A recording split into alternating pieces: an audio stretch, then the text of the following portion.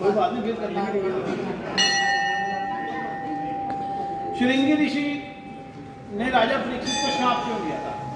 राजा परीक्षित को श्राप दिया था, क्या श्राप दिया था और क्यों दिया था? श्राप क्यों दिया था? नहीं, श्राप दिया मतलब वो किस कारण दिया था ये बताइए। हाँ बताओ ना। उन्होंने ना श्रृंगी ऋषि को उन्होंने गले में मरा हुआ सांप डाल दिया था परीक्षित जी ने। हाँ जी। तो जब उनके नेत्र में बहुत गुस्सा आया था तब उन्होंने राजा परीक्षित को श्राप दिया था। ये सही स्टोरी है, इसमें थोड़ा सा अल्टरेशन कर देता हूँ, एडिशन। उनके पिता तपस्या कर रहे थे, श्रृंगी ऋषि नहीं कर रहे थे, शमीक ऋषि तपस्या कर रहे थे। तो राजा परीक्षित वहाँ पे गए, उन्होंने उनको बुलाया तो कोई रिस्पॉन्स ना मिलने पर उन्होंने मरा सांप डाल दिया। लेकिन क्यों डाला?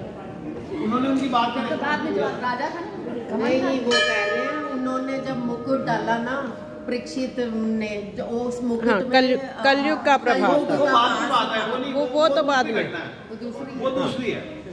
कलयुग के आने की घटना दूसरी है। ये है कि जब वो वन में शिकार करते हुए थे तो वो तपस्या कर रहे थे शमीक ऋषि, इन्होंने उनको बुलाया, उन्होंने कोई जवाब नहीं दिया, तो ये मरा हुआ सांप डाल के आ गए।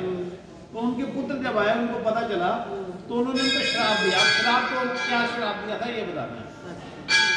हाँ जी, पता है आपको? चलो आप 7 दिन बाद मृत्यु हो जाएगी परीक्षित की सांप काटने से, तक्षक नाग से काटने से।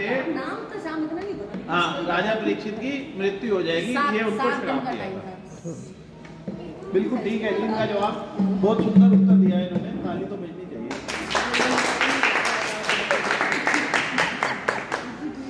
ऐसे कौन से मुनि हैं जिनके नाम लेने से नाग नहीं काटते, सांप नहीं काटते?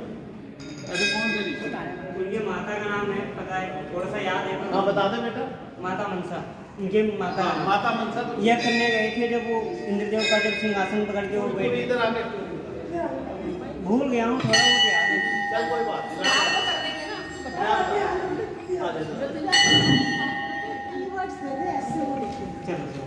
बता। जब यज्ञ हो रहा था, जब सांपों, जब उनको पता चला था कि दक्षिण नाग से काटने की मृत्यु हो गई, तो उन्होंने एक कराया सारे सांपों को खत्म करने के लिए। तब वो देवी मनसा के पास गए थे वो लोग, तो यज्ञ रोकने के लिए। तो जो नाग जो थे इंद्रदेव के में सिंहासन में जुड़ गए थे। सब कुछ 3 लोग में सब कुछ हिल देता है, पर इंद्र का सिंहासन नहीं हिल देता है। इंद्रदेव ने ये कहा था।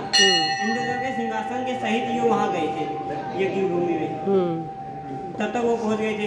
उन्होंने पहले तो यज्ञ कराया, उसके बाद उन्होंने प्रसन्न हुए तो उन्होंने वचन दिया कि तुम जो कहोगे वो मैं दे दूंगा। तो उन्होंने फिर वो यज्ञ रोकने का प्रयत्न किया था। शाबाश, ताली तो बजा दो भाई। ताली बजा दो। राजा परीक्षित के पुत्र थे जन्मेजय। नागों की माता थी कद्रू। नागों की माता कद्रू अपने पुत्रों से किसी बात पे नाराज हो गई और उसने बोला कि जब राजा जन्मेजय नाग यज्ञ करेगा तो तुम सब उसमें जलकर भस्म हो जाओगे। अपने पिता की मृत्यु का बदला लेने के लिए राजा जन्मेजय ने नाग यज्ञ किया। नाग यज्ञ किया तो नए पुराने वृद्ध जवान जितनी प्रकार के नाग थे वो सब आकर उस यज्ञ की अग्नि में भस्म हो गए। तो तक्षक नाग घबराकर इंद्र के सिंहासन के पीछे छुप गए। तो अब सब बड़े परेशान हुए। तो जब माता मनसा के पास गए तो माता मनसा के पुत्र थे आस्तिक ऋषि।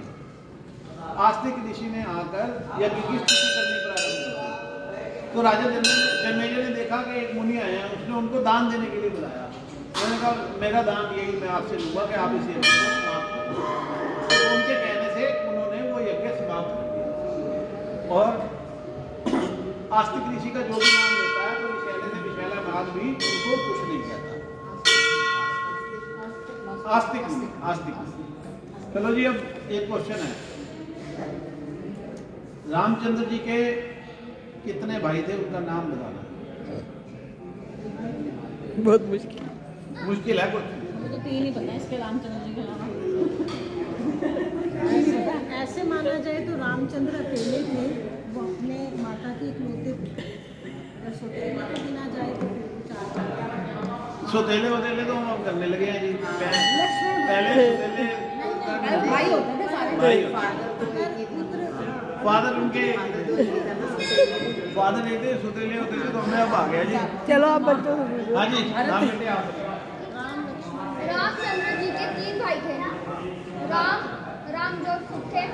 लक्ष्मण, भरत, शत्रुघ्न। बिल्कुल ठीक है, बहुत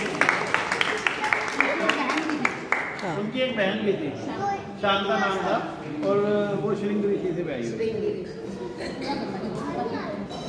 तो इनके कारण चार ही याद रखते हैं, शांता तो लेकिन सनातन के जाने के जाके पता लगे। मैंने